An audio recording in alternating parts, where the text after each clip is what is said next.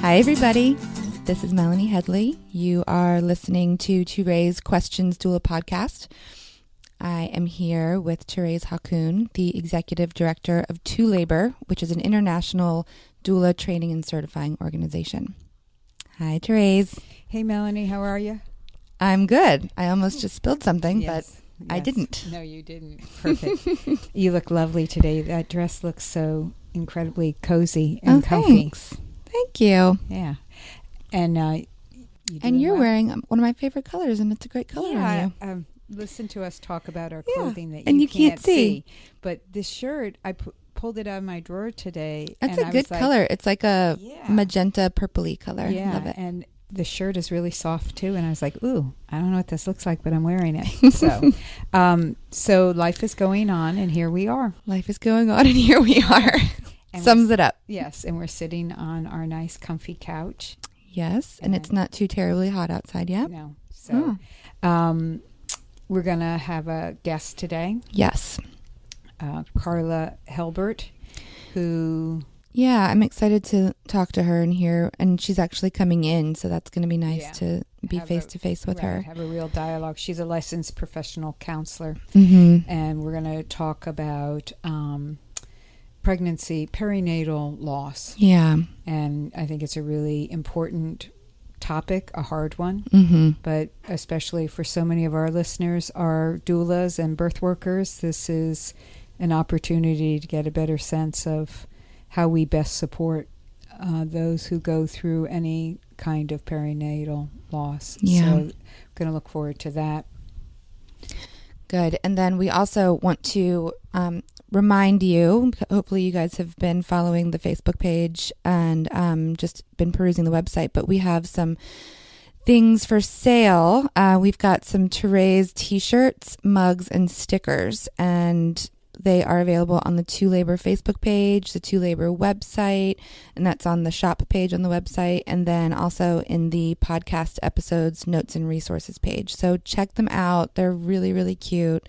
They go forward to benefit Thérèse and the path that she's on. And she doesn't like talking about that at all, but I'm going to.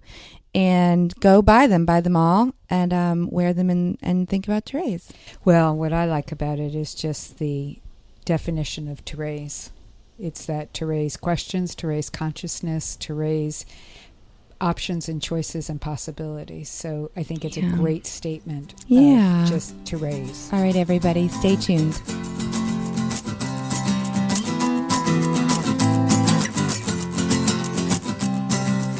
So we're back with Karla Helbert, and welcome, Karla.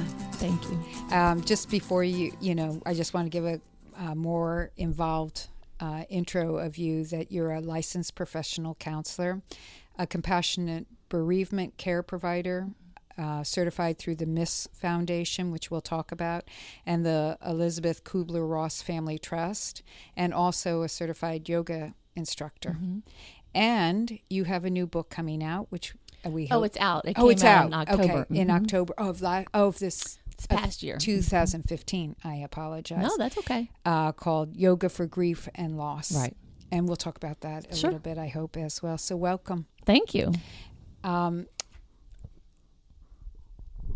you so much for being here. We're sharing a mic, Karla and I, so we'll be passing it back and forth. But so glad that you're here. Thank you. Thank you for having me. So, Karla, we invited you because this is a topic, perinatal loss, that is a strong possibility for our listeners to have to deal with as care providers, and as well perhaps in their own personal life. And so as an experienced counselor and an experienced person yourself as a mother with a loss, we thought of no one better to come in and just kind of give us some information, some ideas about support, some, just a conversation about this tough topic that a lot of people in our culture overall don't ever want to talk about. Oh, right. No, they don't. So could you give us a little background about yourself? I mean, I gave, your bio there. Well, I've been a therapist for a long time, and I was a therapist before my son died, I worked with people on the autism spectrum, which I still do, actually. So for 20 years, I've been working with people on the spectrum. But and I did not have, technically I had infant death. My son was 9 months old when he died of a brain tumor. So it's so sorry. Thank you. It's different than what a lot of your listeners may be dealing with stillbirth and perinatal loss, miscarriage, and which is terrible. But my experience has been a little different. Although after his death and before the birth of my daughter, in between that, I did have a miscarriage. Mm-hmm. A very early miscarriage at 8 weeks, which was devastating to me. I can only imagine. Because it was very difficult for me to decide, do I want to have another baby? Because it was just so terrifying, which maybe we'll talk about too, because subsequent pregnancies after loss can be really hard. I think that's a really important topic for us to cover as well. So your son, his name was? His name was Thelonious Luther Helbert Fegline, and most people know him as Theo. Oh, that's lovely. What a big name. It is a big name. Yeah. He was diagnosed with a brain tumor at 3 months old. Wow. And it was extremely rare tumor, choroid plexus carcinoma, which happens in 1 in 275 million people. Wow. And it's a very dismal prognosis. Nobody makes it past about 5 years, and it's fatal. And it was he's one of the youngest people, if not the youngest children to ever be diagnosed with this. Normally it's in toddlers. So it was even more unusual that it was in a baby. Wow. So he lived from exactly 6 months to the day of the diagnosis to his death in February 2006. And it's devastating. Yeah, it completely absolutely changes your life. And I didn't initially have the thought of, well, I'm going to be a grief therapist now. I'm sure you didn't. But what happened, I didn't even know what to do to help myself, even though I had taken a semester-long course in graduate school. I was a hospice volunteer before that, and death and dying has always been this interest area of mine. But isn't that interesting? So you had experience in a clinical setting and in practical. So you're not, so many people in our world, many people who are probably listening, so many people that I encounter, they may have had the death of a grandparent, or that's usually what it is, a death of a grandparent in their life. And, and then it could be more than that. But death isn't something that they're very accustomed to. And so when it occurs, it's more of I don't know what the word is, shock to the system in some ways. They feel, because they're so caught off guard for this. Not to say that if you're experienced clinically like you were, it's not a shock to the system, but you had an awareness of it to begin with as a clinician.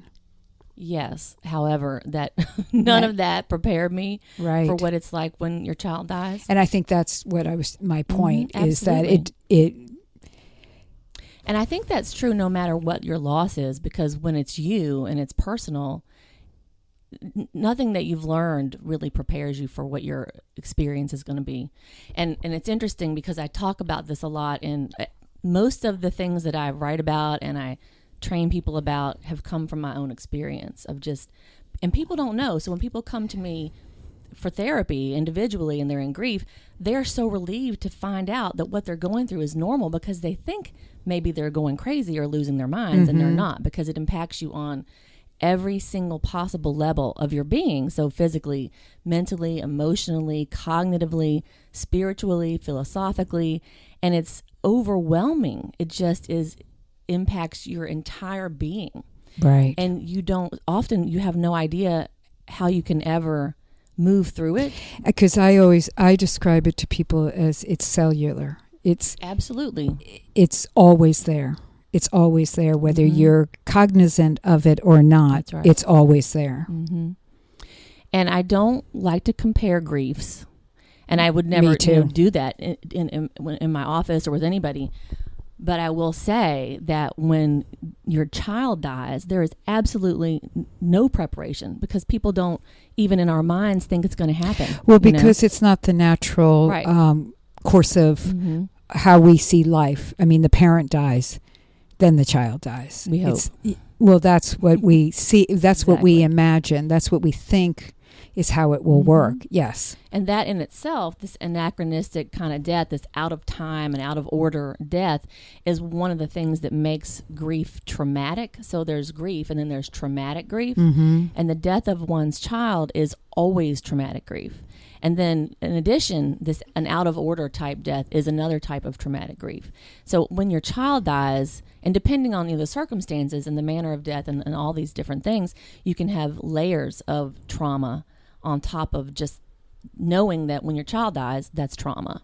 So it can be incredibly debilitating, which in itself, it's normal for that to happen. So another thing I try to talk about a lot is for people to understand that grief is not pathology.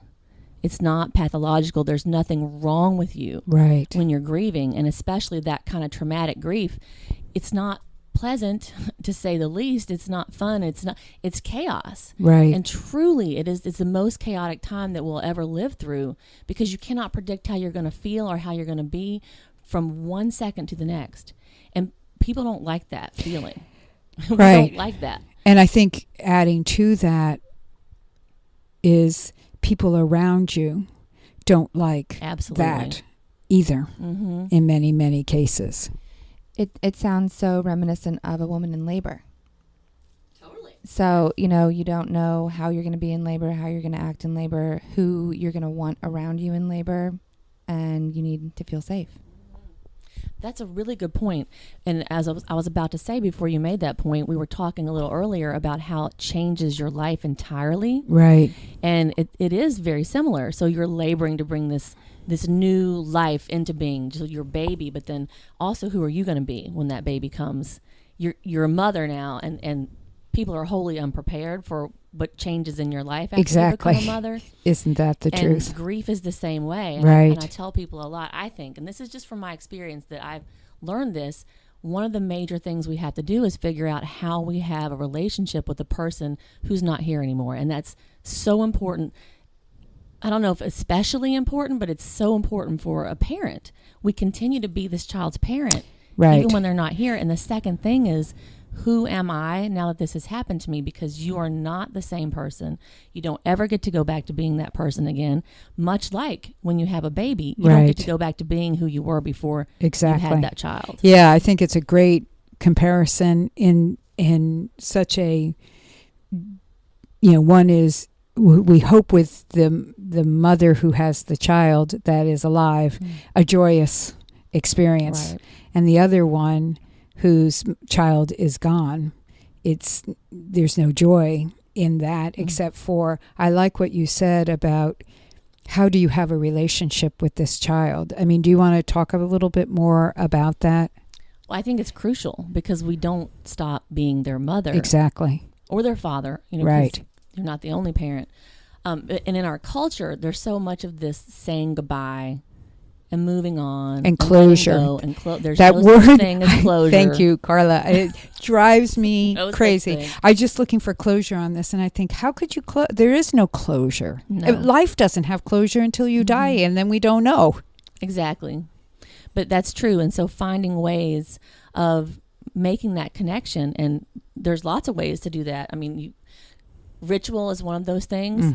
Grief demands ritual. It's a process that really demands ritual. And rituals help us to make sense of our lives, and they help us in the midst of chaos. So daily we have these like little R rituals of, having your coffee at about the same time and how we go to bed at night, the same routine that we have. That helps us to pretend that we have some kind of control over things. Right. I love the pretend.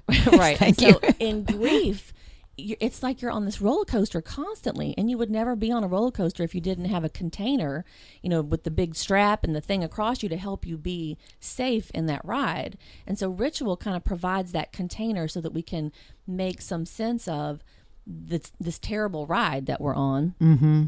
And it sort of creates this sacred space where within that space you can examine your own feelings, you can honor your grief, you can connect with your beloved who has died with pictures or with making something or with, it doesn't matter, light a candle and pray, look at photographs, create something. It doesn't matter. It's what you you decide how to set it up yourself. And I've written a lot about creating your own rituals, and because we have to have it. And even when grieving people don't know that, because nobody tells us this stuff, they do it. They do it themselves. I think that is absolutely true. But I think also I want to addressing like doulas right now, that's something to not discourage in any way, which I don't think somebody would discourage, but to encourage, to maybe discuss it also. If what are you doing, to that parent?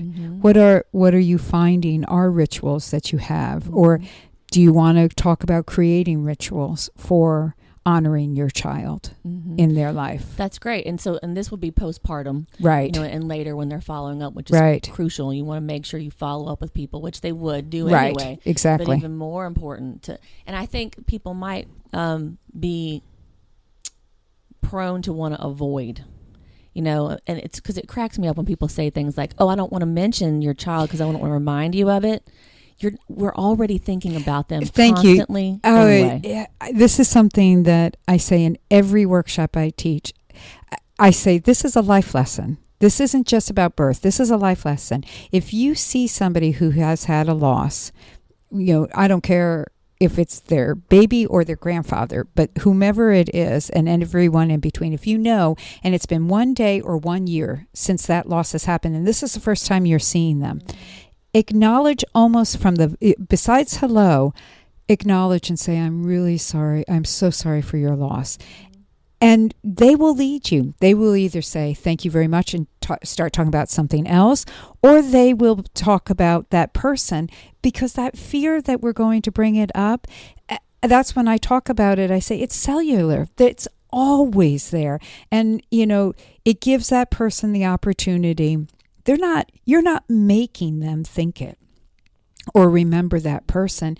You're giving them the opportunity to honor that person at that moment in their heart, or actually vocalize what they're feeling, and about that, bring that person's name into the world again. Exactly.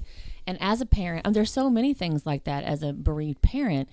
Pictures, for example. There's everybody shares pictures of their babies and their children constantly, and what are they doing? And it's hard to have something to talk about when your child isn't growing and doing the next thing. Right. But it doesn't mean we don't want to talk about them. Exactly. And people do, and you're right, they will lead you. If they don't want to talk about it, they'll move on. And if they do, and they feel safe to talk to you, then they'll do that, and they'll be grateful for it. People remember these things. I agree, because what I have found and witnessed is that when it's not acknowledged, it makes it in so many ways worse for that person who has had that loss. That's because they're wondering, does that person know? And why aren't they acknowledging it? And it can make them angry or hurt by the lack of acknowledgement. And I know that the person who isn't saying something isn't coming from malice, but we're giving you permission, is what I always say. I'm giving you permission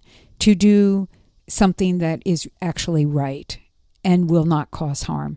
The potential is causing harm by not acknowledging. That's true. And people notice, and they say those things, the exact things you said, and they wonder, do they even know? Have they forgotten? And a lot of bereaved parents feel like, so often there's a lot of support initially. Right. And then it really just trickles away. Yeah. And 3 months later, 6 months later, they're not hearing from anybody. Right. And grief is very isolating anyway. And so the more they don't hear from other people, then they believe people have forgotten. And that is one of the biggest fears of bereaved parents, is that nobody's going to remember my child. We're going to be the only ones who remember them. And it's a huge fear. And that's a big reason why people start foundations and they start scholarships in their children's name and all these things. They do that so people will remember their children. Exactly. And that's a great way, another way that we can parent our children. And I know I was talking to a good friend of mine about all the work I do and the volunteer work I do. And I realized this is the energy that I put out into the world that I would be using if my child was here. As an 11-year-old boy, how much energy would I be spending taking him to whatever he was doing? I don't know what he would be interested in.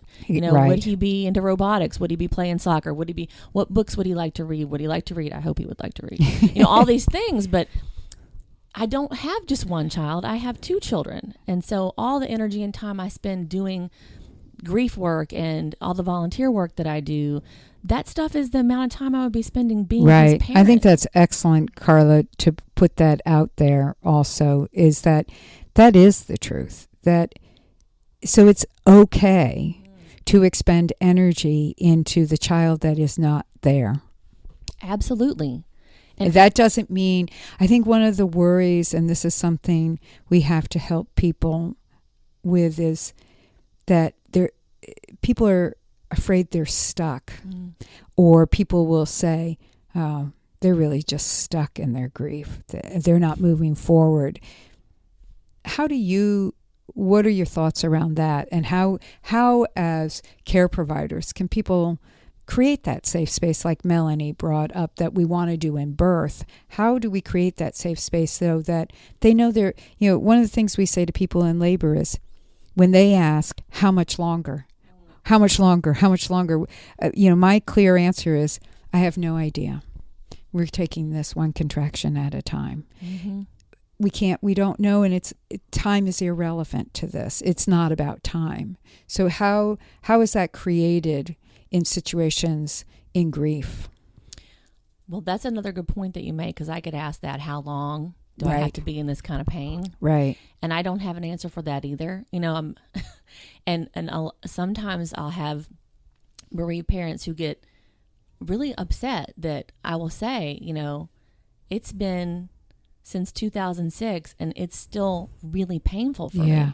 Yeah. I'm not where you are. Thank goodness. I really don't. I'm glad I'm not there anymore. But there are moments when it is just as painful. It's just not as protracted anymore. In the time, the space in between that pain is much further apart, but it's still there. I mean, it never gets okay. Right. That my son died. Right. Never. It's never going to be okay. There's never going to be a time where I'm okay with that. And it's still painful. And I'm going to cry. So, and it's okay. It is okay. Right? Right. And they sometimes get really scared and think, oh my God, I'm going to feel this way the rest of my life. And that isn't true either, because it changes all the time. Right. So what I say to people is, you have to just be present to whatever your own experience is, and let it be what it is, and let it change, and let it be okay with whatever you're experiencing right now. So creating that space to let them feel what they feel is often really just validating what they feel, because a grieving person often does not feel comfortable sharing their grief with other people, because other people's discomfort lets them know that it's not okay. You can hear me sigh on that one. Absolutely. And it's so true. Because other people want you, like you said before when we were talking about, you're not the same person anymore, and everybody around you wants you to go back to being okay, right, being who you were. They want you to be better. Yeah. And I really know that, like you said, they don't have malice. Right. But it creates pain for the person. It does. And I think that's something that we have to be so conscious of ourselves as just human beings, because we encounter people, put aside professionally, we encounter people who have losses in their life. And then professionally, it's really important about the listening aspect of all of this. Because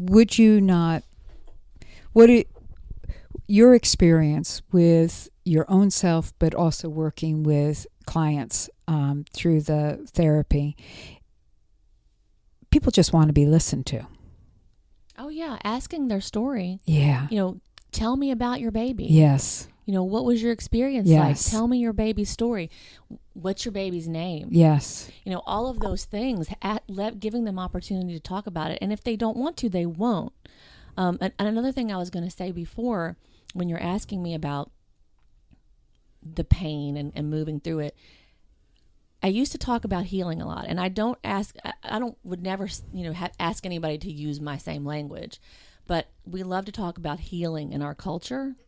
And I think how we talk about things and what we say about things is crucially important because it shapes our society. Absolutely. Words have power. For years. And it had to be like 5 years into grief because because I know where I was and I didn't start my private practice until 2011 and he died in 2006 and I was standing in my office looking at a tree.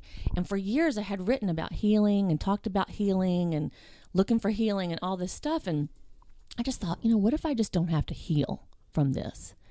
What I want to do is continue to grow in my life, right, and move forward in my own life, but you take it with you, right. You don't leave it. When No. people talk about moving on, right, grieving people usually just inherently don't like that because it's like if you move on, you're leaving something behind. Right. And the idea of leaving your child behind is crazy. I think when you said, I don't expect people to use my language, I think it's really important, though, we don't have a language for this, and which is why we've invited you here, is to help understand what is the language. So I think it is really important what you're bringing up, and it's something we talk about as doulas. The words that you say are going to be remembered forever, especially in the midst of that is so true. This vulnerable time. They remember it. Yeah, this vulnerable time of labor, birth, and there is, the reason, life and death, right? That's what we're talking about, life and death. And having attended hundreds and hundreds and hundreds of births, at that moment, you are sitting at the potential for life or death. Mm-hmm. So we are always in the midst of the potential for that immense joy and that immense sorrow to occur. So our choice of words, it's a vulnerable, powerful time of a person's life when they're birthing. But we have no idea sometimes what the outcome is going to be. Sometimes we do know what the outcome is going to be. It's going to be that they are giving birth to a baby that is not going to take a breath. It could be that this baby will die shortly after the birth because of an anomaly that they were already diagnosed with. And then there's the unexpected.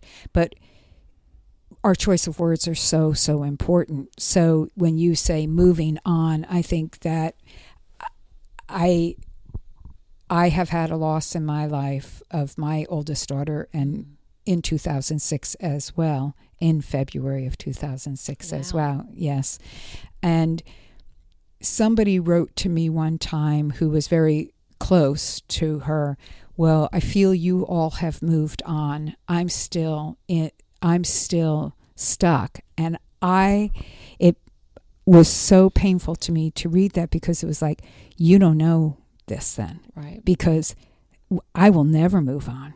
I will never move on because she is missing in my life. And there is no moving. You move forward in life, but I don't move on and away from it. It implied I don't think about this any longer. It doesn't impact us any longer. So I think you're giving language to and helping point out to people what we should not say, because what I think all of us who have had this experience would agree is that there are very, very few right things you can say to a person who has had a loss, and there are a gazillion wrong things. Oh, yeah. If you ask anybody, they can give you a list. Yeah. So speaking to that, because this is something that I think is so important for our listeners to have as tools. What are the quote unquote right things to say to somebody? I found that it's minimal. Oh, yeah. I think, when you acknowledge the loss, yes, I'm sorry. And, and some people, and I've heard some grieving people say, it's not your fault. You don't have to be sorry. And, what I say is, well, what they're doing is expressing sorrow. Right. Expressing your sorrow in some kind of way. Right. That this death has occurred and that you are going through it. I agree. That's how I hear it. Right? I'm so sorry this happened to you. And this is just so awful. How horrific for you and your baby. Acknowledging how terrible this is. Mm-hmm. And, anything other than that just doesn't need to be said. Yes, because I think examples of things that probably should not be said? Anything that starts with at least Mm-hmm. should never be said. I mean, and that's okay if you as the grieving person want to say that. Exactly. Thank you. There's a reason for everything. Yeah, you can say anything. And again, like you never want, and I really even realized for myself, I kept saying at least for a long time to myself, because things can always be worse, and I know that. I know. You know, there are so many other awful things that could have been that I'm Right. grateful were not. Right. But the more I kept saying, well, at least this, and at least this, and at least this, to myself, I realized one day, you know, that still doesn't take away from what we did go through. Yeah, right. To me, I felt that's dishonoring my experience and his life and death. And I stopped doing it. But for a little while, it was really helpful for me because it helped me to get some kind of perspective. And I truly was grateful that he didn't die somewhere far away from me or hopefully in pain. I don't really know what his inner experience was, but I don't think he was in a lot of pain. I know he was surrounded by love, all of those things. Right, He right. wasn't, I hope not in fear, you know, the things, and there's questions that will never be answered, but there's so many worse things that could have happened. And I think acknowledging that was good and my gratitude in that. But then eventually I came to a place where I knew I just need to stop saying that. And don't you think that goes back to something you said earlier on, not comparing griefs? Yeah. Because even your it's own. almost like in doing that, at least there is that line of, yes, I am grateful for. Mm-hmm. But at least sounds like then you're comparing it to somebody else's experience. Yeah. Mm-hmm. And that could minimize your own experience in some Another ways. thing that it does is it takes you out of your experience. Right. I mean, and that's another thing that's really important is being present to your own grief. And I get it. Like, I didn't want to be in that either. You know, nobody wants to be in that. But the at least statements are, you know, if you're somebody else talking to the grieving person, just don't say that. And that there's a reason for everything. Or God had a plan. Oh, yes. And I Plan. say this to people because I know that many people have a very strong faith of God in their life, and people who will come support them are people often who also have that's their bond with each other. Mm-hmm. But I say, please don't say that to them. If they're saying that, Right. that's okay. You're just listening. But at that moment, that may not be comforting to them at all that God took their child. Mm-hmm. And they may, if they say it, fine. But don't think you know what somebody, I think that's what it goes to, don't you, Karla, is that don't think you know what that person is feeling or needs to hear at that moment. Oh, well, you never know what somebody else is feeling. But as we were saying earlier, people say these things to make themselves feel better. Like they're trying to make some kind Right. of their own sense out of it. Right. And I don't even think they recognize. I know do. They don't I know. recognize this. They're trying to make themselves feel more comfortable in your discomfort because people are not comfortable in discomfort. And that's for everybody listening who may be faced with having to deal with this. Right. The more practice you can get in being comfortable with discomfort, it's going to help you when you're in these situations because we like to make things better. And we cannot make this better for somebody. Well, how do you get comfortable with being, how do you get comfortable being in discomfort? I mean, I am only because I have years of experience of discomfort in my life that I've learned how to acknowledge and assimilate into my being. But I think it's such an important thing that you're saying. What? Well, actually, mindfulness practices are hugely helpful for this very thing. Having a meditation practice can be, because it makes you be present with your own feelings and your own experience in the moment. And there's research that supports this, which we were talking earlier about sharing things, but I'd be happy to share that research with you later. Absolutely. But when we can be comfortable with our own discomfort, then we can be more comfortable with other people's discomfort. Right. And meditation and mindfulness practices really helps train you to stay with whatever's happening in the moment, in your own inner sphere. And so then when you have to use those skills to be present in somebody else's discomfort, you have that to call upon. And also, when we're practicing mindfulness techniques, when our own stuff comes up, it helps us to be more self-aware, and self-awareness is huge. That's the number one thing. Anything you can do to cultivate your own self-awareness, because when you're in a situation with somebody whose baby has just died, or later, when you're going to visit them and they're in this immense grief, you're going to be faced with discomfort, or, maybe you don't, but that's the thing. If you're self-aware, you will know that. Right. And you can say, okay, I know this is going to be really hard. And so when you're in it, you can have your self-awareness, and that discomfort can come up, and you can say, okay, I know that I'm uncomfortable right now. And maybe you might need to leave the room or step out or go to the bathroom and get yourself together. Then you can say, okay, I'm together, I can come back. But if you're not even aware that that's happening inside yourself, that's when people start saying stuff and just like talking to fill the space and say things to make themselves feel better. Well, I think this is such a huge skill I that do too. doulas have. Yeah. Because or should have. That, yes. We need to have, because that's what I'm thinking, Melanie. Absolutely. That this is what Karla is describing is what the doula role work. of a doula, period. To sit in discomfort and with self-awareness. someone else's discomfort and self-awareness, and not drawing attention to themselves and making it all about the client. Right. And so I think, having that skill is so important, to just hone that and be self-aware if you do have a client who's dealing with a loss. Because it goes back to what we teach in our workshops, which is leave your ego outside the door. Exactly. It's being fully present for that person and that experience, and holding that space. And creating safety. Right. Yeah. And whatever comes up is what needs or will come up. And then I think we have to learn it's okay to listen to and not respond. I mean, I'm learning this in my marriage. That I can just listen and not have to respond. And it's a skill in skill in parenting. But, this is really important in grief, because it's a pathway that is dark. It's dark. Well, yeah, but what's interesting about darkness is that so much stuff unfolds in darkness. Right. I mean, the womb is dark. There are all kinds of species of animals that only thrive in the darkness. Plants, if they don't have enough dark, won't continue to grow. So that's true, but there's being comfortable in the dark. Right. I mean, those things are really crucial, because you can't really get out of that dark.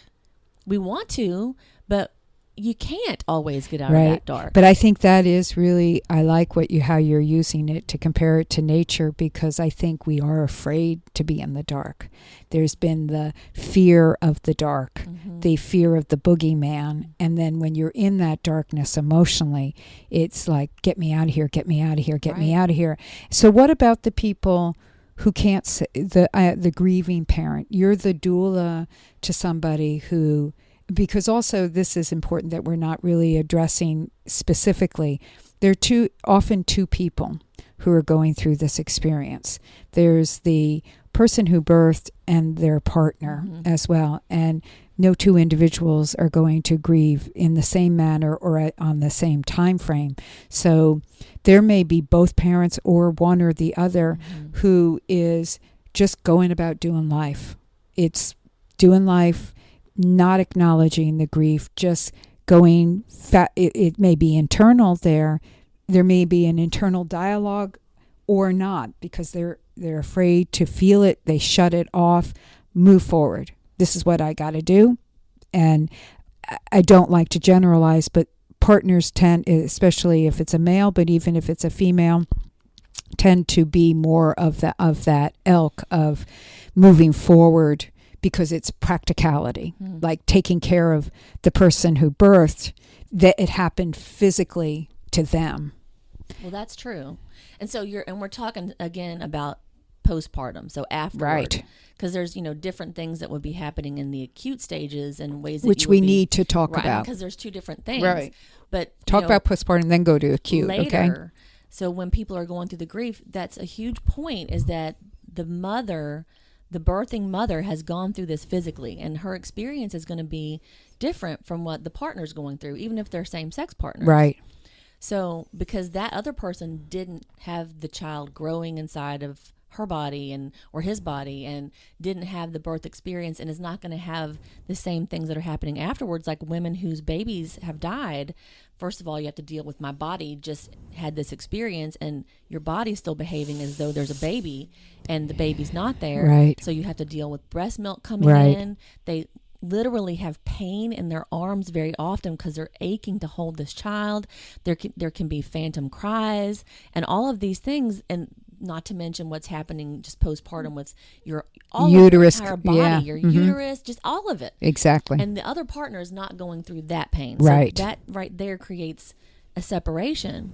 And then there's also the point of disenfranchised grief, which is grief that's not always acknowledged by others. So, and especially with stillbirths and babies who die, other people around often just are not acknowledging the depth of this pain. So both of them, are in a disenfranchised sort of state where they're not being validated often by other people around them, or not enough people.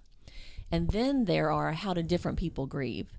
And rather than looking at how men and women grieve differently, Kenneth Doka, who is a grief expert, talked about instrumental grievers and intuitive grievers. And nobody is exclusively one or the other.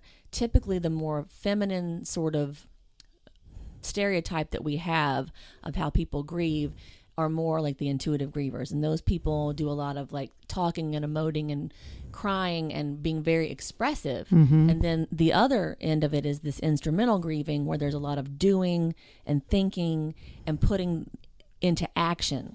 And typically that's the more sort of masculine kind of way. Most of us are a little bit of each. Some of us are more one way or the other. Like when I do support groups, there's always a couple of men in there, and they often participate. But overwhelmingly, it's more women. Right. They're usually more comfortable with the crying and the emoting and the talking than men are. Although there's a lot of men who are that way too. Right. So it's like this bell curve, nobody's the same, or nobody just fits into this category. But as you said, they're also grieving themselves, and sometimes they don't know how to help each other. And a lot of times with couples, we're really not on any kind of schedule of how we grieve. I remember with my husband, if I would have a, quote unquote good day, he was almost always having a terrible day. And if I had a terrible day and I came home and shared with him, oh, this was happening, it was awful, and he's having an okay day, that just ruined his day. Right. And a lot of times too, the partners will feel like I need to protect That's what I think this of. person, right? My wife, who's just gone through this, right? And they're trying to be the strong one, and the mother is just saying, you don't even care.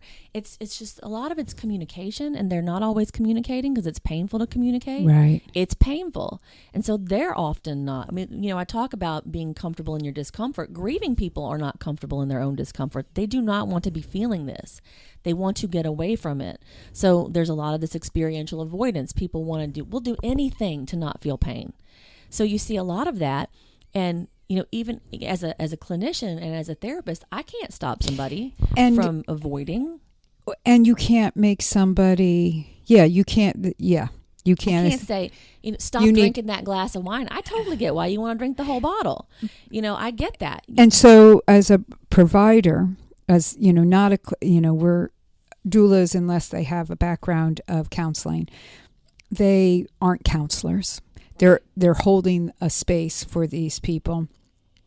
They have to be careful also not to push somebody into a place they're not ready to go to.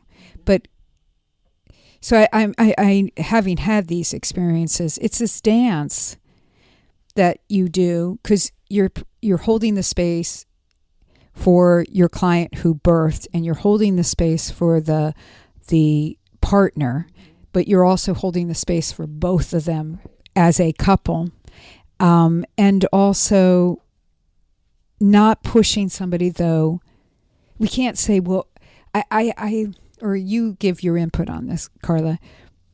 I've heard people say, well, you really need to let this out. You really need to go there and feel it, and because you're just blocking it. And I find that I know what I feel about that. Tell me, as a clinician. Well, so we talked, earlier about traumatic grief. This is traumatic grief, and they are traumatized. And so when you work with trauma, you know that you cannot make somebody, well, unless you want to re-traumatize Right. them, but you don't want to do that. Right. You can't make them express what's happened. You can't get them to tell the story until they feel safe. So you want to first cultivate a safe space. Okay. And you asking open-ended questions, just saying, would you want to tell me your story?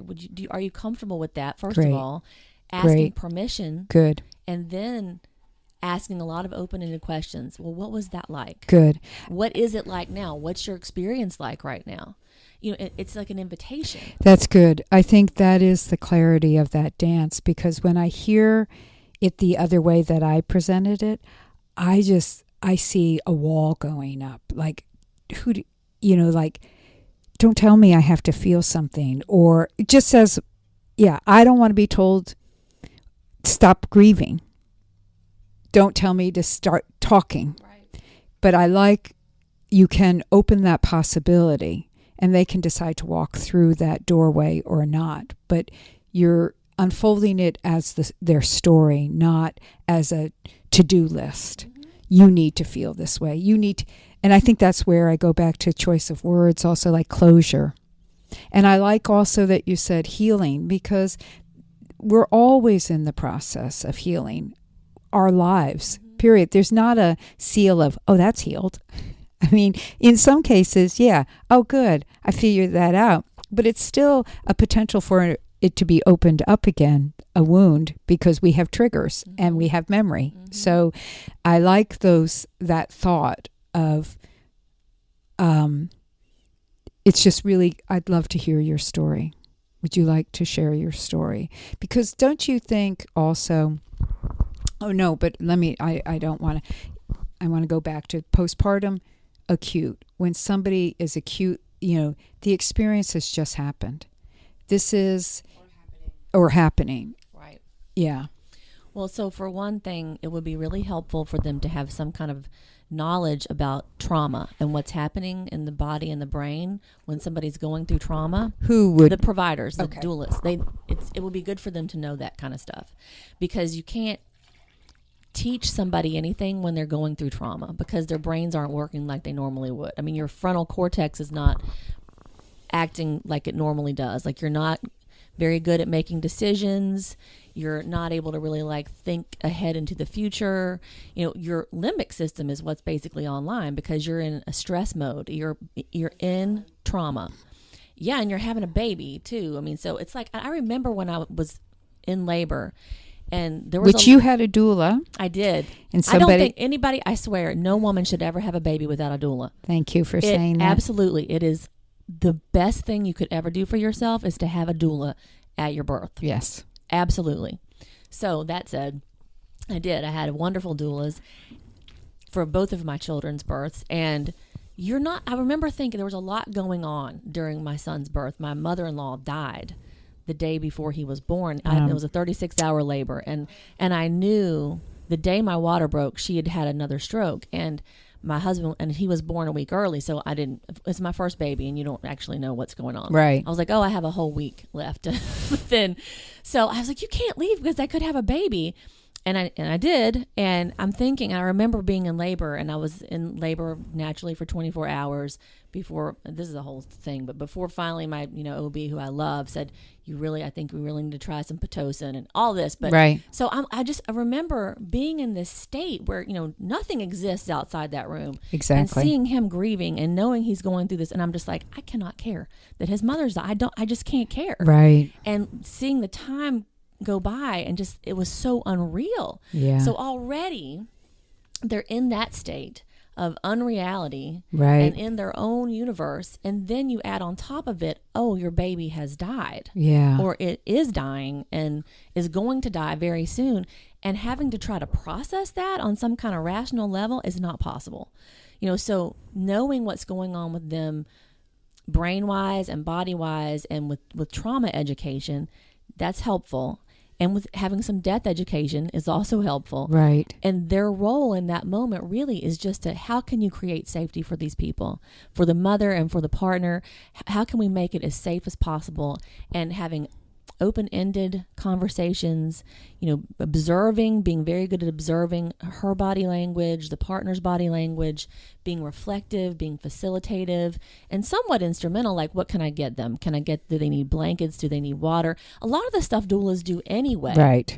But I think it's even more crucial, well, not more crucial, but you may have to bring some more skills to bear, because you're also going to be grieving and you may be traumatized. Right. You're in a traumatizing situation. Right. And if this has never happened to you, right, that is trauma. And so you have to be the one who can function. Right. You have to come into the present moment for those people. I mean, that is your job at that moment. You may be personally having that experience and something that you need outside of that room to acknowledge and perhaps get support from. Well, not perhaps, I think you should get support, but sometimes people need actual professional support as well. But I think at that moment, you have to hold it together. Mm-hmm. You have to be the neocortex of the brain. Right. You have to be the thinking, very loving thinking part of the brain, but you can't go into your own trauma at that moment.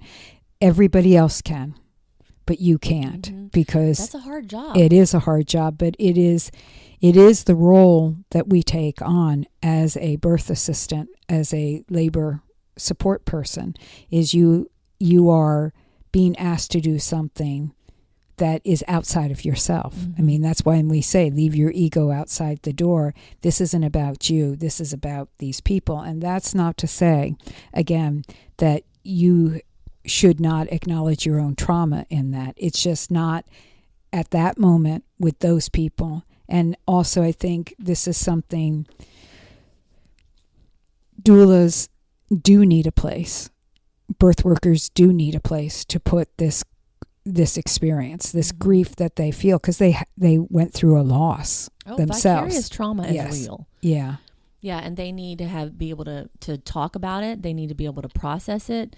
They need to be able to learn about ways to take care of themselves, because they need that. I mean, you can't keep doing that kind of work if you don't right. have a place where you can process and learn how to take care of yourself. Right, because I know that there are people who, the one experience is that they're like, I can't ever go through that again. Like, I can't. And they won't do birth work anymore. And then there are others who, they get themselves that good support, and they carry forward and they might take a hiatus, they may not, but they're getting support and they carry on. And then I have met some who just never deal with it. They just move like, well, that's it.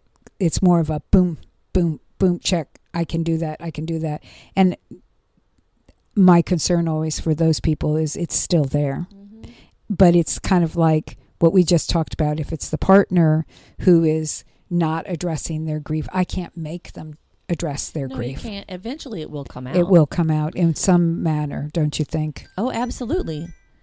And what I've found is that for people who are more willing to be present with it, who make space and time for it, who just know it's going to come and let it come, do far better in the long run at being able to deal with triggers, being able to deal with other things that come up that bring their grief to the surface.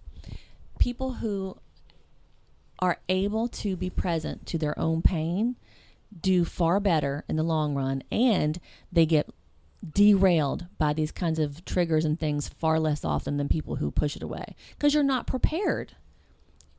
Either way, it's not pleasant. It's terrible. Nobody wants to be feeling that, but I would so much rather be prepared for it when it hits me than not prepared for it.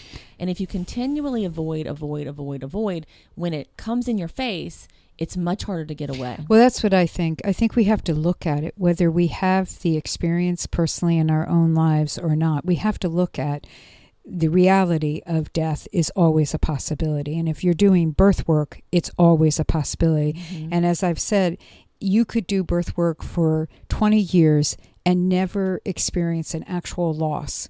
You could go to the first birth that you go to and it could happen. That's right. I mean, there's no way, because some people think, well, the more I do this, the more I'll learn and be prepared for it. It's now. It's now is the time. Mm-hmm. And, you know, I think this is also being part of our world is nobody wants to think about dying. But death is a reality. I mean, it's the one thing we can't get away from. It is there.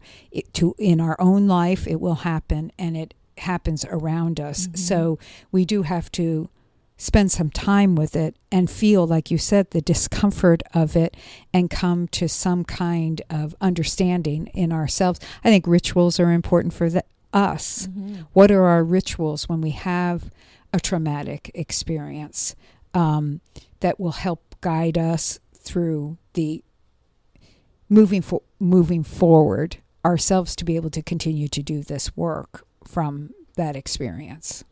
I think that's a really good point. I mean, that would be a great idea for if there was some kind of training or workshops and how people, doulas and birth workers, help to create safe spaces for themselves, and also when something happens to you, what do you do with that? Right.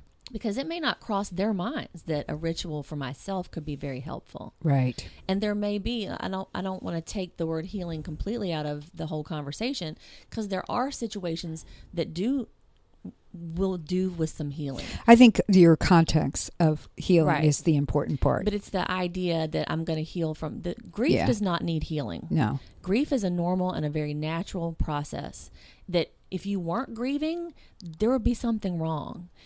Trauma can be healed. There can be damage to relationships. There can be physical issues that need healing around birth, obviously. But the grief itself doesn't need to be healed. Trauma can be healed. It can be maybe even I don't like that word with trauma, integrated, reprocessed, because it doesn't go away. Right. And in our culture, when we talk about healing, you have to be broken or ill. And you may feel broken, but you're not broken just because of grief. Grief it's not breaking you. It's painful, but you're not broken. Yeah. It opens you wide up. Absolutely. And those things, rituals help us to find a way to be with that pain and to express, I like to talk about making a physical representation of internal mysteries. So we're taking what's going on inside of us and making it a physical, tangible reality within ritual. So if you're building an altar, if you're, just making a circle of stones, or if you're making a piece of art and you're expressing that and you're bringing it out, all those things are rituals. Lighting a candle and just sitting and crying. Mm-hmm. But lighting the candle is, okay, I'm giving myself permission now to have this space to sit here and cry. That can be a ritual. Right. But you're giving it space and time. And that's really important, because that's not avoiding. And so if we continue to avoid it, it just keeps coming around. It can't be, like you said, nobody gets out of here alive. Well, and it's the year before my daughter passed away, my son and his partner gave birth to a little boy who was stillborn in February of 2005. And, I didn't have that loss personally, but I had that loss in a different personal way. Mm-hmm. I walked with them through that process. I wasn't there at the birth. I was there right after. It was in Colorado. I live here in Virginia. I spent a lot of time with them. One of the hard parts was February, and June was when my daughter was diagnosed with cancer. Mm. And so but I really am thinking of my son in particular, went from this intensely major traumatic grieving process himself of losing his child into his best friend was suddenly in this crisis herself. And then the focus for all of us went from them to her and how can we support her, which was very helpful to him in many, many ways. And then 1 year later, after celebrating the birthday of his son, 2 weeks later, she died. And so I always think of him, and he and I have these conversations about what happened to him in that process, and I had to remember many times during that time to acknowledge that rhythm had been born and rhythm had died, and to come back to it myself, because the trauma, the grief I felt for the loss of that child, for them, for us as a family, for me as a grandmother, was huge. But then it got put on the back burner, and that was me, that I wasn't the parents. And it was something that it just felt like unfair to say it that way. That's totally unfair. Yeah, like you weren't given the opportunity, neither one of them, to get the full support during that time. I mean, there were other people in their life, but really in the end, we sequestered as a family. So I often think of how that just builds in people's lives into... What's your daughter's name? Happy Ann. Oh. Yeah. So I've had these experiences, and I can't say we did them right or we did them wrong. I think we did them beautifully, just the way they needed to be done. But I want to, because we're going to run out of time, unfortunately. But what I want to talk about a little bit also, Karla, is, so you're a doula. Your client, whether you knew them at the time of a loss or you're meeting them for the first time and they've hired you, they're pregnant now after a loss, whether it be a miscarriage, and that can be early or a late term, a stillbirth, or a child such as you who died at 9 months, and now they're pregnant again. Any thoughts or insights into, because I imagine you're pregnant again. Oh, it's terrifying. And they're going to be terrified, and helping them. So much of this, all of this is about balance. I mean, so we're talking about avoiding grief, distractions, and you're saying how, focusing on his sister for your son was helpful in a lot of ways. Right. It can be. I mean, for a lot of people, going back to work is something that's really helpful. And having a focus, having distractions, taking a break from the grief is important too. Like, I'm not saying be immersed in your grief constantly, because that's overwhelming. Right. It's finding a balance that works for you, acknowledging your grief and being present with your grief, and then also finding ways to leave it for a little while, and go do something else. All of that is about balance, and that's very individual. And so when you're talking about a pregnant woman who's pregnant after the loss of a child, she's going to be terrified, and she's going to be anxiety ridden, and it may show up all sorts of different ways, and to let her feel what she feels. And I remember being pregnant with my daughter after my son dying, and then having a miscarriage in between them, being pregnant with her, and a coworker of mine saying to me, "Oh, aren't you so excited?" And I just said, that is not the word that I would use. And she said, "What do you mean?" And I said, "Well, I'm terrified. All I can think of is that she's going to die." And I didn't think she's going to have a brain tumor. I didn't think that was going to happen again. But I know so many ways babies can die. Right. And I just kept thinking, she's, "Oh, well, you can't think that way." And I said, "You cannot tell me how to think." You cannot. That's a check. Check that one, listeners.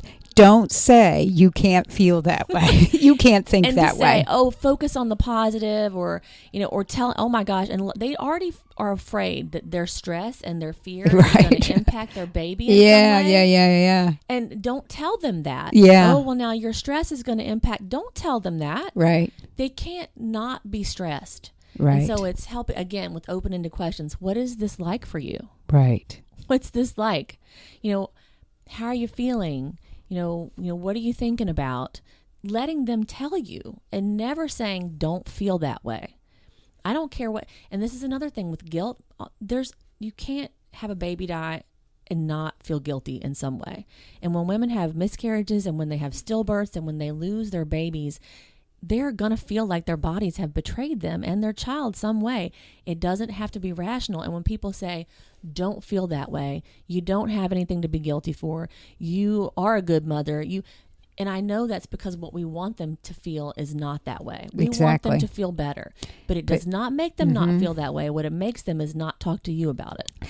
I think that's the most valid thing, because it so resonates with me, not only again for myself personally, but for the other women and the other families I've worked with. It's like, okay, well, I'm not talking to that person anymore because they were telling me how I should or shouldn't feel. And all I wanted to say was, this is how I feel. I feel scared. I feel it's so legitimate. How long, if you don't mind me asking, was it between your son's death and the next pregnancy that ended up in a loss? Well, he died February 2006, and then that following January, I decided I'm gonna try again. I didn't know if I want, and my husband said he'd rather stick a fork in his eye than have another baby, and he meant that. Like if I had said, okay, we'll do that instead, he would totally have done it to avoid that kind of pain. And it was almost a year, and then I really was excited about it, and then I had a miscarriage. And I just thought, I'm clearly never going to have a living child. It was devastating. Oh, that must have been, it's awful. always devastating, but then on top of... It was awful. And I had a D&C on a Thursday that was right before Mother's Day, was that Sunday. And his birthday is May 26th. So his birthday was also, all that stuff was at once. I was just like, oh my God. And then in August, I was pregnant. I just stopped thinking about it. Like I stopped peeing on sticks. I stopped planning. I stopped looking at my cycle. I just was like, whatever. But I wasn't on birth control. I just didn't want to think about it anymore. You had the possibility. I was pregnant in August with Lula, and she was born the following May 1st. So she was born in 2008, and he died in 2006. So he would be almost 3 years older than her. Right. He is 3 years older. He is 3 years older than her. Yeah. And so, but she was born 2 years after he died. And it was really difficult. It was terrifying to me. And I remember just, constantly, when I was pregnant with him, it was the first time, and you do all the things you think you're supposed to do. And I read to him, I sung to him, all this stuff. I didn't do any of that with her because I was so scared all the time. Right. All I said was, please don't die, please don't die, please don't die. And then thinking, I hope this stress isn't going to ruin her.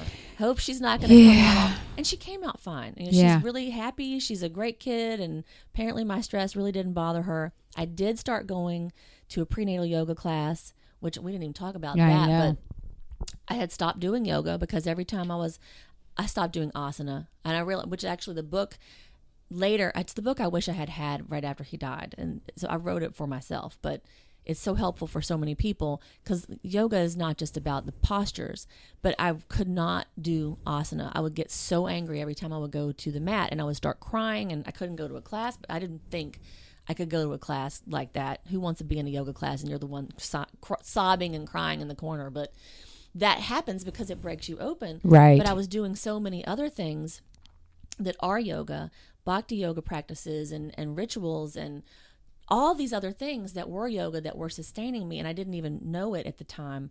I just didn't make the connection at the time. I see. But I started going to a prenatal yoga class with her because it was the only place where I could have a connection with her. I felt safe enough. Gotcha.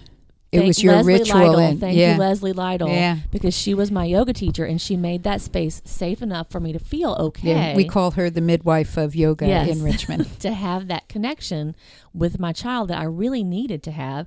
And I needed the stress relief, and I just needed the skills that prenatal yoga gives you when you're about to have a child. And I'm so glad that it was really scary. Because I also knew that I was the only, I assumed, and it was true, but I was like, I'm the only one in this room that has had a baby who's died. Right. Which was true in that particular class, but isn't necessarily always true. But grief is very narcissistic, and you think you're the only one who's going through this. And you are on one level. You are on one level. Nobody's had your loss. Exactly. But you're also not alone. Right. But still, it's terrifying. But I went anyway, and I'm so glad I did because that was a space where I had connection with her. And I started practicing at home, and it really started getting me back into doing asana again. So it's this unfolding that happens. I don't even know how I got on that topic, but we're talking about subsequent pregnancies. Right. It's scary, and we need to find ways to validate what they're feeling, and then give them tools, if possible, ways that they can manage stress relief. What can we do to help you to have a connection without, forcing them to do something. Right, exactly, again. Can you go to a prenatal yoga class? Right. I always encourage mothers who I work with who are having subsequent pregnancies, try to get into a prenatal yoga class. I think that's a good one because I always recommend prenatal yoga, period, because I just think it works for so many it covers so many things that I want them to have. But I like that idea specifically for somebody who has already had a loss, for that connection to their body, to that baby. It's taking you out of your mind for that moment and going into where that baby is growing as well, and honoring your body. That's and really being in touch with your body. And I think that I never thought about it and grounding. Being grounded and being in your body is also helpful when you're traumatized. Right. So when we're talking about in the acute, if you're in an acute space with a woman and her partner, helping them to feel safe, helping them to be grounded too, and to not disappear and go away and dissociate, to help them be present. And being present, I mean, that can be breathing, bringing your attention to your breath, which yoga also does, touching them, squeezing them, which doulas do anyway. So that's not inappropriate in that situation. Right. Safe touch is, when you're in another kind of an acute situation, but you're already touching, you're already there. So that's good. Keeping them present in their bodies and in the space. And yoga does that so well. But that's true. When they're pregnant, how can you make a connection with your body? Which, again, can be really difficult when you feel like your body has failed you and your baby who's died. It can be really hard to want to be in your body. And I do remember there were times when my belly would hit things and I'd be like, oh, what is that? I just would take myself out of my body because it was so scary. I was working with a young woman whose baby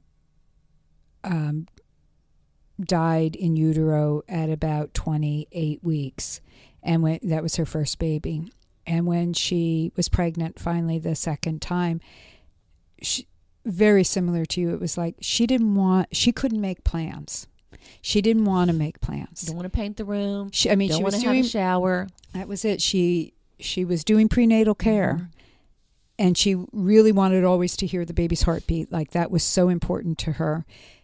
But any other planning, it was like she couldn't get her mind to be okay with that this was actually going to be a live baby. It was her protection. Mm-hmm. And people thought, they said the things to her that they should not have said to her. And she just became very secluded. Right. Because it was like, I'm not putting myself out there. But she had a big pregnant belly. Eventually, she was out there. And that was so hard, too, because they're with the strangers. Yeah, because when you're pregnant, you're like public property. Yeah, suddenly public. And everywhere I would go, is this your first baby? Yeah. And then you have to. And then it's really hard. And I think, and we've got to finish this up, unfortunately. This is going to be a workshop itself. It's that question. How many children do you have? Had you had any more? Have you had children? Is this your first? No. How old?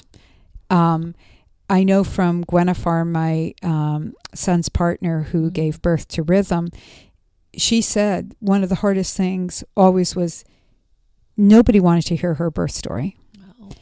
She was at a pool one time and people saw her stretch marks and said, they acknowledged and they said, I didn't know you had a baby. And she said, yeah, he died at birth. Mm-hmm. And she said, it just goes quiet, like uncomfortable. People don't know what to say. And she's a really strong person. She was like, she was going to tell it anyway. Yeah, because it's her baby. It's her right. My son wrote a song about him after he was born. And the line that has always stood with me, which I think is such an important one, is he was still born. He was still born. Mm-hmm. I mean, we acknowledge that they are on Mother's and Father's Day, that they are a mother.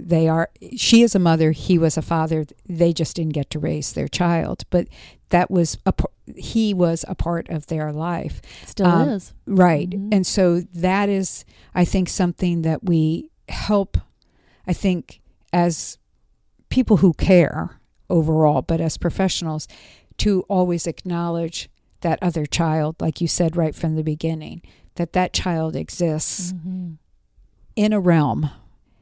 That child was a live being at one time and is still somebody. Yeah. A woman was saying the other day, her daughter died a couple summers ago at age 12, and she was the oldest of 5 kids. It was 4 at the time. She had one more baby after her daughter died, and she was out with them all, and they said, she said, the most uncomfortable question is, how many children do you, do you have any, how many children do you have? And she has 5, but she has 4, and then to say 5 then leaves where she has to explain it. And I go through this as well, and I always say I have 6 children. Mm-hmm. And when people ask me the age of my children, I always say, well, my oldest daughter would be 36, and then I go down to my youngest will be 25. If somebody is listening, they hear me say would be. Other people don't hear that, but some people hear it, and then they'll say, oh, I'm sorry, did your daughter pass or die? But I'm acknowledging who she is, and that's how old she would be. And because to me, she's that age. Right. Even though I don't know what, like your son, we don't know what he would be. He would be 11. Right. And that is what I say. And that's so personal with parents. And that question comes up a lot. What do I say when I'm asked? And it's so personal. I mean, right. There are people who feel like if I don't mention my child who's died, then I'm betraying that child somehow. And then there's other people who feel like this is my business, and I don't want to share something that's so sacred to me with some stranger. I agree. And either way, it's fine. Yes. I think it's helpful to think, again, this planning, like having a plan for how am I going to deal with the situation, which means that you have to approach the grief before your situation. So you have to be willing to feel it beforehand and say, okay, when I'm asked this question, what do I think my answer might be? That's my answer. Because I get asked it all the time. How many children do you have? Mm-hmm. And I say I have a son who died of a brain tumor, and he would be 11 now. And I have an 8-year-old daughter. Mm-hmm. And whatever and there are days when I don't want to have that conversation. Right. I just don't feel like talking about it. Mm-hmm. It's okay with me to talk about it, but it still sometimes catches me by surprise, and I'm like, oh God, I didn't want to do that right now, but I do it. And so depending on their response or on how I'm open or not open, but it's kind of part of your life now. Yes. And we kind of have to make a decision. This is how I'm going to answer this question. But when you're pregnant and you're so vulnerable, I mean, I'm not vulnerable anymore. I mean, I am, but I know what you not mean. like I was. Right. And when you're pregnant after that loss, you're hugely vulnerable, and it's so difficult. You're vulnerable in so many ways, and it's so painful. And it just breaks my heart for people who then get told you can't feel what you're feeling. Right. I didn't have a baby shower the second time. We didn't paint her room. We did nothing. I mean, they don't need that much stuff. Right. We had a bassinet. Yeah. And the day before I went into labor with her, I set up her pack and play. And it's just like, well, what do they need? They don't need that much. Well, I found that out also. I gave birth to a baby in a hotel. Not planned.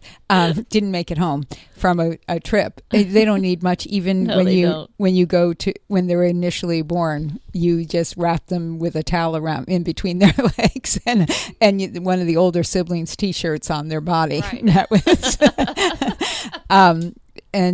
but anyway, here's the thing, Karla. This is a whole huge topic that we have just touched a little bit on, but I think keep thinking of so many other things I know. want to bring up. Well, we can always have you come back, but I think what you have done is really shared a lot of really important, not only personal but really professional insights and insights to this experience. And I think it can be only but helpful to anybody who's listening. It's helpful to me.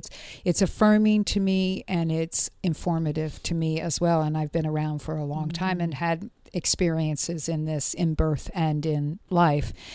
So I really appreciate it. And what I'd like our listeners to know is that when you listen, you can go to our podcast page, the notes and resource page, and there will be references that Karla will be sharing with us, because she didn't talk specifics about organizations, support groups, articles, trainings, all of that sort, but we decided to not get into each one of those because we can put it out there. But also, Karla herself you can contact her by going to her website, which is It's just KarlaHelbert.com. Also, which is HELBERT. And it's Karla with a K. Karla with a K. But also with the Miss Foundation, Richmond chapter, we have a website that's richmondmiss.org. And we have 3 support groups. And are they're national? Because yes. this is... Well, we're international. International, because we have listeners in Australia, Israel. Yeah, and we have Australian people in Australia. Good. Yeah, and the Miss Foundation website, our national website, has wonderful support forums on it for people who have lost children. Great. Who may not have. I mean, I was so lucky when my son died. We already had a Miss Foundation chapter here. That's not always true. Right. And so now we have 3 support groups here in Richmond. And it's such a wonderful support. The Miss Foundation in general, I mean, there's just so much there on our Richmond page, but also on our national page, and our support forums are there. And there's so much stuff that I would love to talk about that we don't have time, but we will put it on the resource page. Great. And also take a look for Karla's book called Yoga for Grief and Loss, and see about information as far as related to that as well as a guide. But thank you so much for coming today. Thanks for inviting me. It's been awesome. Yeah. And again, I'm really sorry for the loss of Theo in your life. And I am really sorry for the loss of Happy Ann. Yeah. Okay. Well, thank you for being here. Okay. Bye now. We'll be right back with we'll be right back.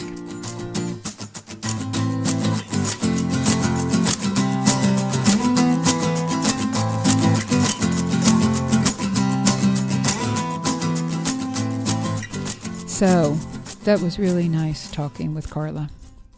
She was just so, like you said, so informative, and I learned so much. But didn't it affirm you? Don't you feel like you're doing so many of the things that she says to do, just as a doula, period? Absolutely. And also gave some good insight as to why that is so important. Yeah. And we were just barely able to talk in the detail that I would love to talk. So, she and I have talked about doing a workshop here in Richmond, which I would love. And if we do that, you all as listeners will get information about that as well. That's a great idea. Yeah, and it would be worth your while to travel to. But I think it's a topic that should not be overlooked, and it's something we cover in the workshop. And I always say, it's a whole workshop in itself. So we're but it's so important that it is covered in the workshop. Right. And most people who take the training will bring that up. Like, I'm so glad we had this conversation, as hard as it was. It was really important for us. So, I just really want to thank Karla for being here, and also to remind you that there will be resources listed as well on the podcast page that you can go look at after you listen to this, and input and questions you have and insights. And, it's never easy to share a story that ends in grief, it ends in sadness or trauma. But if you are a listener and you as a doula have had this experience and would like to share it on the podcast, or you are a parent who has had this experience and feel like your experience would be valuable for our listeners to hear, please contact us at ToRAISEQuestions@gmail.com, and we'd be happy to hear your story. So I just want to say thank you to Latched Mama. Yes, thank you, Latched Mama, for being such a great sponsor of this podcast, and also to remind people to look at the ToRAISE t-shirt, mug, and stickers that we have for sale on the podcast page and on our Facebook and on the page website. And on our website. So thanks, everyone. We'll be talking to you, with you, listening. I don't know how it goes. Very You'll soon. hear from us soon. Yeah, that's the way to there say we go. Thanks. Bye now.